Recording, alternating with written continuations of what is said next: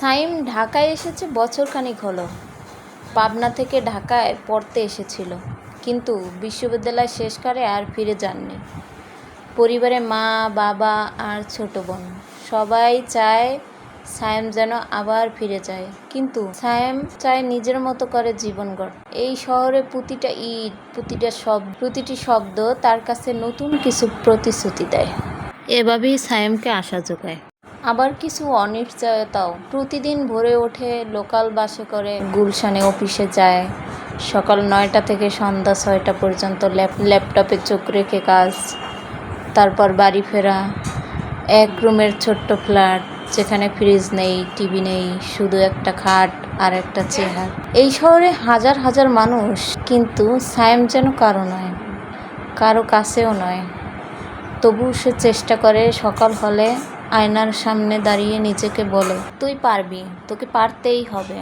তবু এক একটা দিন এত লম্বা লাগে যেন রাত আসতে চায় না। সন্ধ্যাবেলায় একমাত্র সান্ত্বনা বাসার পাশে একটা চায়ের দোকান, ছোট্ট একটা টং, ভেতরে দুটো বেঞ্চ, কিছু প্লাস্টিকের চেয়ারে লোক বসে আড্ডা দেয়।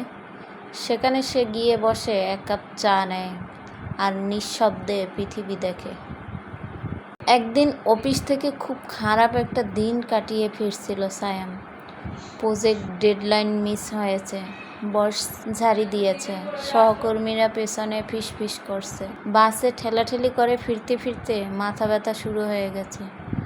চায়ের দোকানে গিয়ে চুপচাপ বসে পড়ে। তখন এক বৃদ্ধ লোক পাশে এসে বসল। মাথায় পাকা চুল, মুখে নরম হাসি। তিনি বললেন, ভাই, এক কাপ চা দিলে? দুজনের জন্য? বৃদ্ধ বললেন, তোমার চেহারায় এরকম ক্লান্তি দেখছি। ঠিক বলছি? সায়েম হেসে বলল, আপনি তো মনোবিদ মনে হচ্ছে। বৃদ্ধ হেসে বললেন, হয়তো এক সময় ছিলাম। সরকারি চাকরি করতাম, এখন অবসর। এই চায়ের দোকানটাই আমার বিকেলের ঠিকানা। তাদের মধ্যে কথা শুরু হলো। ধীরে ধীরে সায়েম তার গল্প বলল।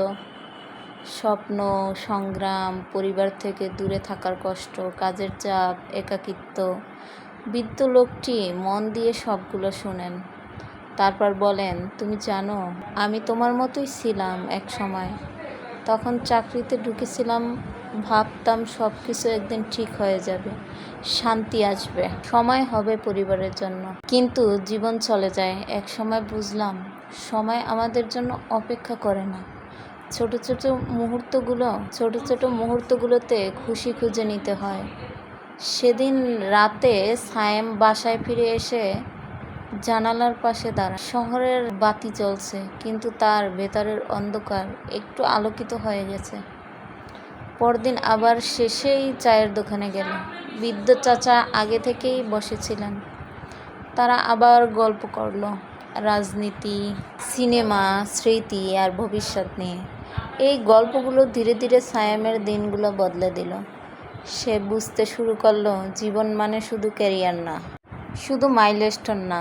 জীবন মানে মানুষের সঙ্গে সংযোগ, অনুভব করা এবং কিছু মুহূর্ত ধরে রাখা। সায়েমের ধীরে ধীরে অফিসে আরও খোলামেলা হতে শুরু করলো। মাঝে মাঝে সহকর্মীদের সঙ্গে কথা বলতো, মাকে প্রতিদিন ফোন করত, মাঝে মাঝে হাফ ডে নিয়ে ছোট বোনকে সারপ্রাইজ দিত।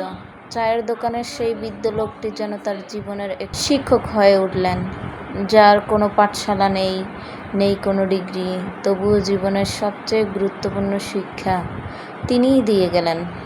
এই বয়সে আমরা সবাই হয়তো সায়েমের মতোই, হয়তো আমরা ক্লান্ত, হয়তো প্রশ্নবিদ্ধ, হয়তো খুব একা, কিন্তু কারো সঙ্গে একটা চা ভাগ করে নেওয়া, কারো মন খোলা কথা শুনে ফেলা, এই ছোট ছোট জিনিসগুলোই জীবনের ভার সামলাতে সাহায্য করে।